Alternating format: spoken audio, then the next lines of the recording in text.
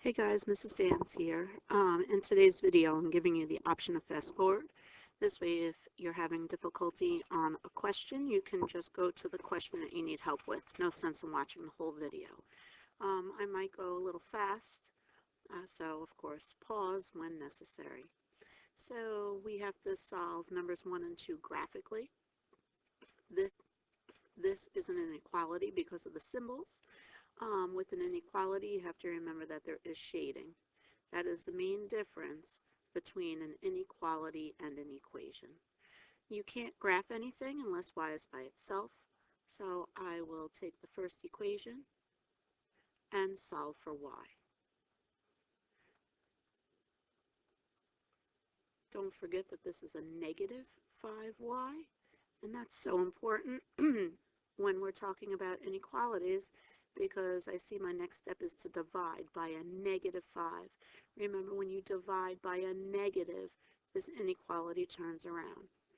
So y is less than, there's a 1 here, 1/5 x, because negative divided by negative is positive, plus, because negative divided by negative is positive, 3. My y-intercept is 3. My slope is 1/5.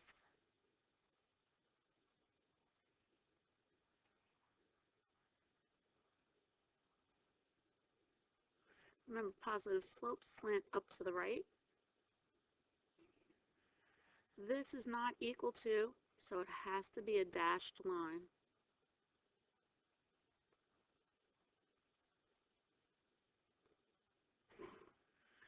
And it is less than, so I shade down.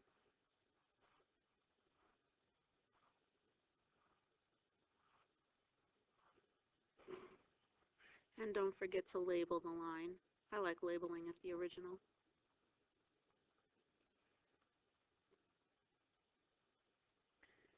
The next equation also has to be solved for y.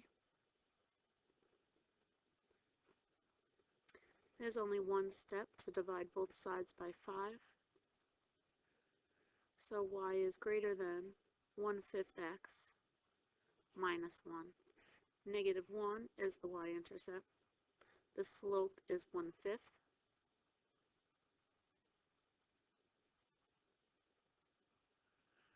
These lines are looking parallel, but remember it's an inequality.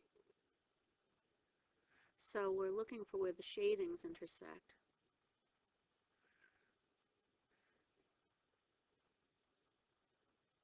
It's not equal to, that's why I'm making my line dashed. And this says y is greater than, so this one shades up. Therefore, the shadings do overlap. Don't forget to label.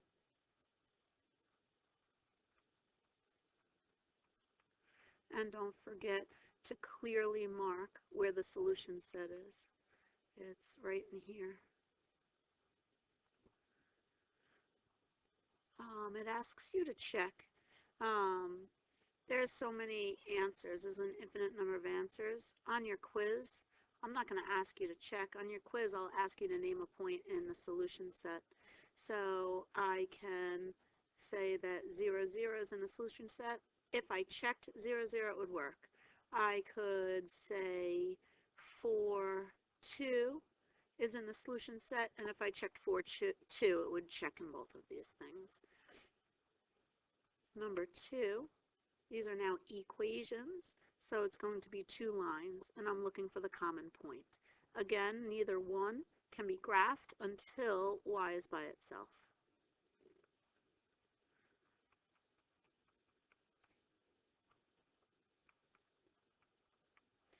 I'm going to solve both of them first before I graph.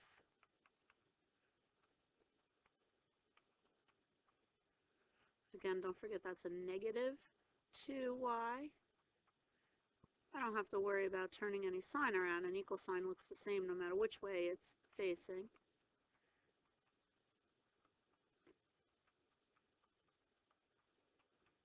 And now I'll graph. So on the first one, I'll start at -2, go up 1, right 1, positive slope, slant up to the right.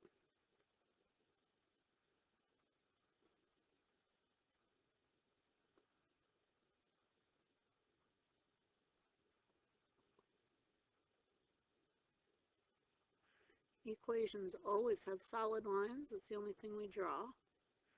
It's very difficult to draw with this pen. And the other equation, I start at -2. Oh, I found the point. And I go up 1 over 2.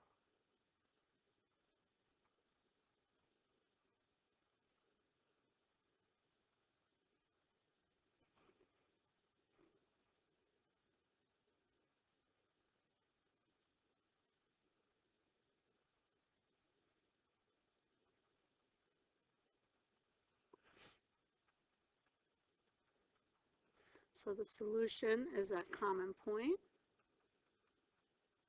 and it is at 0, -2. You will have to do checks on your quiz for a system of equations. So I'll do the first check.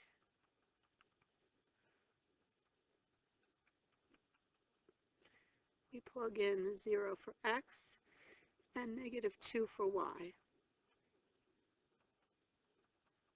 And it worked. And then check number 2 is the second equation. Remember, you always have to check in the original equation. That's mandatory. You will not get credit for a check if it's not checked in the original equation.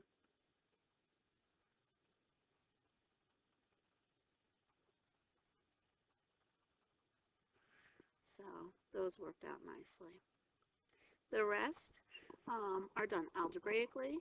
It tells you to choose which method you think is best. So I'm going to do what I feel most comfortable doing. There you can solve all of these equations either by substitution or elimination, but definitely they're set up better for one method than the other.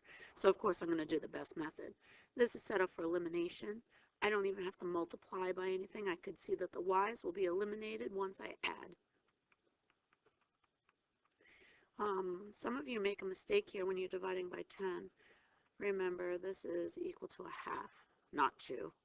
And then I substitute into either equation. I'm picking the first one.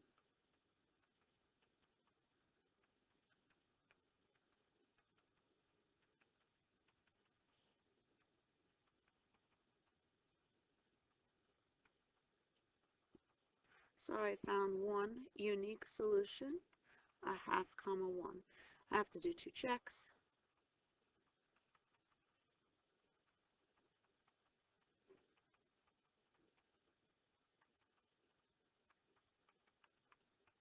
First one checked.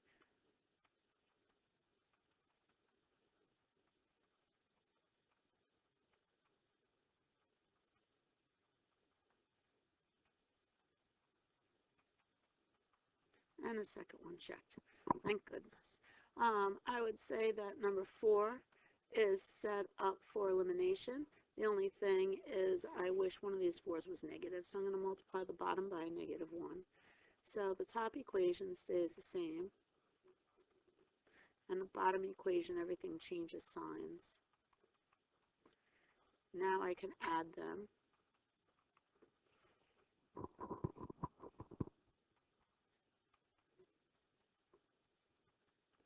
I got y is 3. Substitute it back into one of the equations. Doesn't matter which one. I guess I'll go with the bottom one now.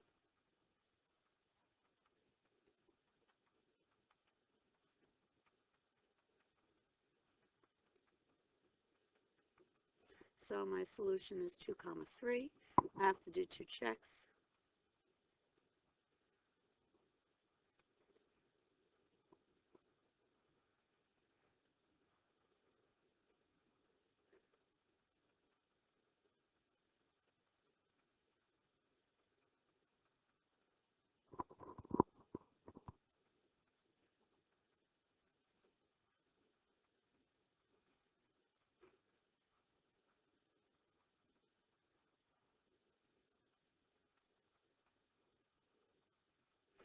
And it works out. Number 5 is definitely set up for substitution. It's telling me what y equals, so put this in place of y. Don't forget, parentheses are mandatory around binomials because there's distributing.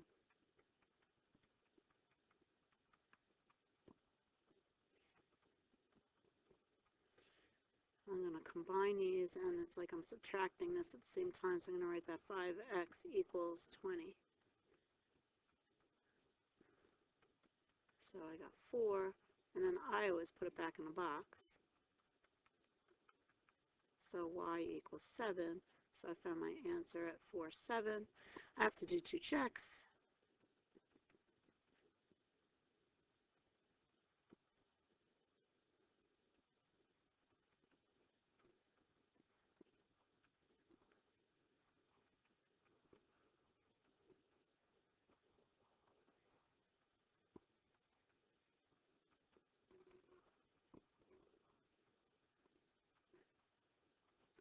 Worked out.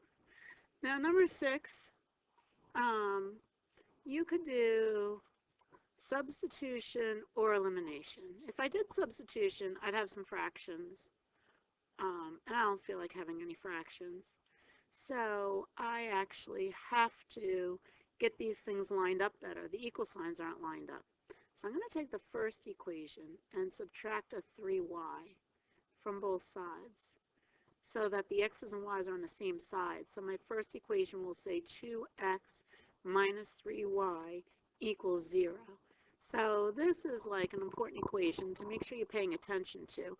I could definitely fix this for substitution, but I see I would have a fraction to substitute, and I don't want that. It's just not my preference. Or I could get things lined up, and that's my choice.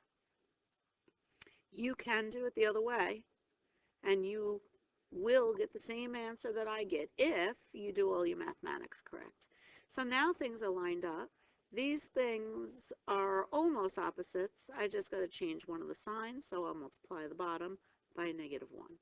So 2x minus 3y equals 0 is going to be added to -4x plus 3y equals -12.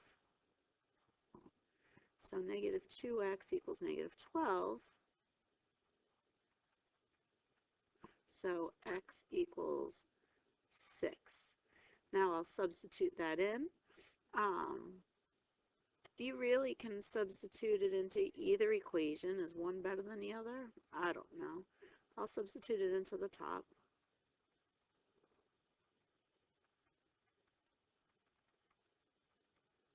So I get that y is 4. So my answer is 6, 4. Now I have to do 2 checks.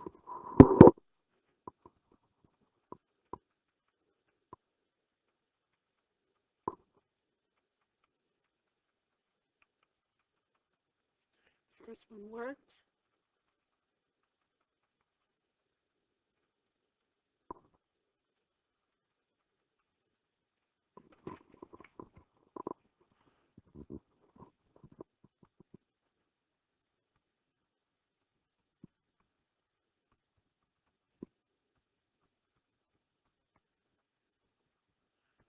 And the second one worked. Almost. Number 7 is set up for elimination. I'm just going to multiply the bottom by a 2.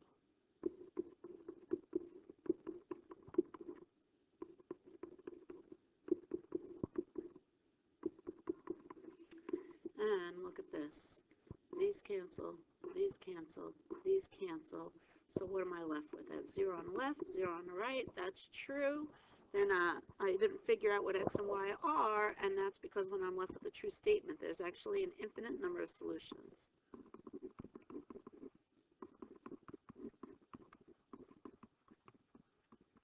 If I graphed these two equations, the lines would land on top of each other. These two equations share every point. Number 8 is set up for substitution.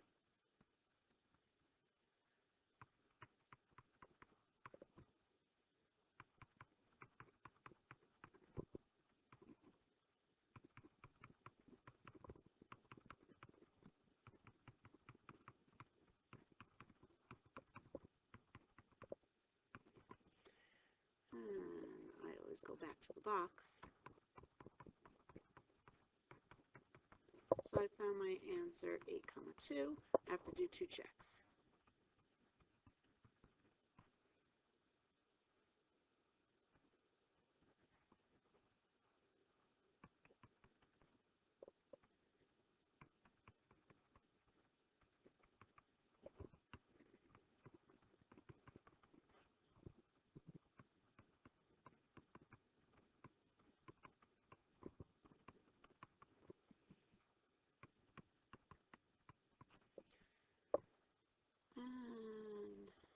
These are the last two questions.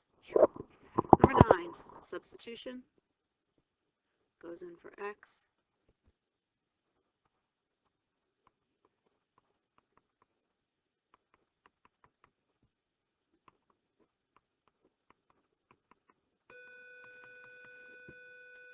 And I get a true statement here. This has an infinite number of solutions.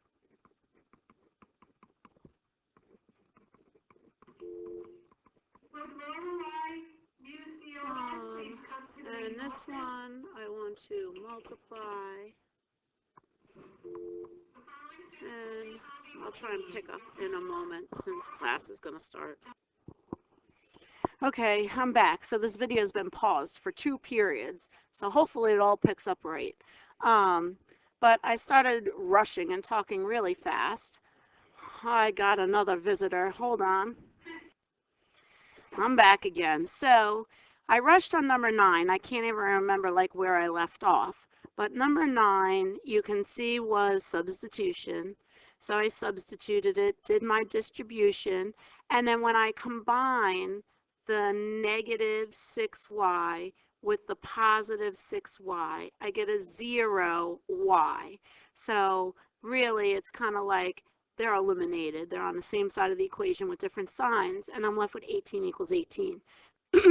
So when your variables go away and you're left with a true statement, that's when there's an infinite number of solutions. If I were to graph these lines, they would land on top of each other. Then I was trying to finish up 10, where it is set up for elimination. Nothing has opposites, so I'm choosing to eliminate my x's. If I multiply the top by 2, I get a 6x. If I multiply the bottom by a negative 3, I'll get a negative 6x. So let me do this.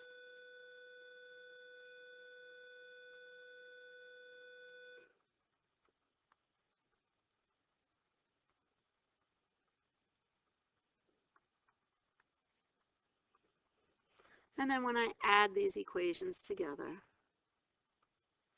the x's are eliminated. I'm left with 6y equals 5.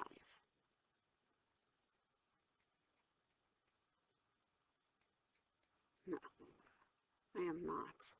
Boy, Miss Stans is having a rough time today. I'm left with 5y equals 5. And y equals 1. Then we substitute this back into either equation.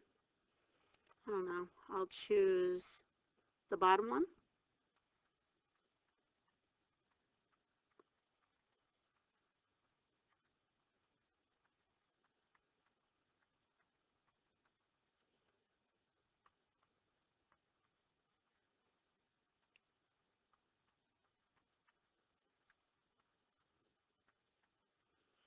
I got x is negative 3. And I'll do my 2 checks to make sure I'm right.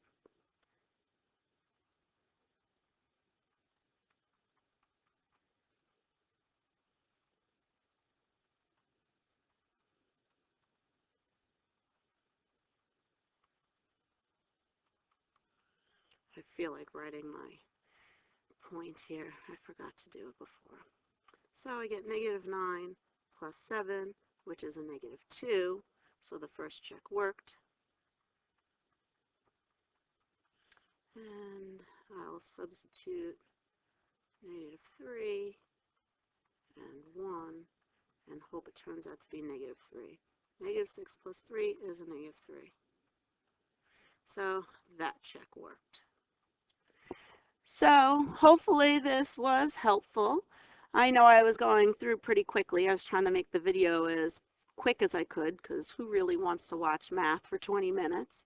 But once again, remember, anything in this double shaded area is considered a solution. And if you picked any point in there, you would check it in both equations and it would check. And a solution to a system of equations is always the point of intersection.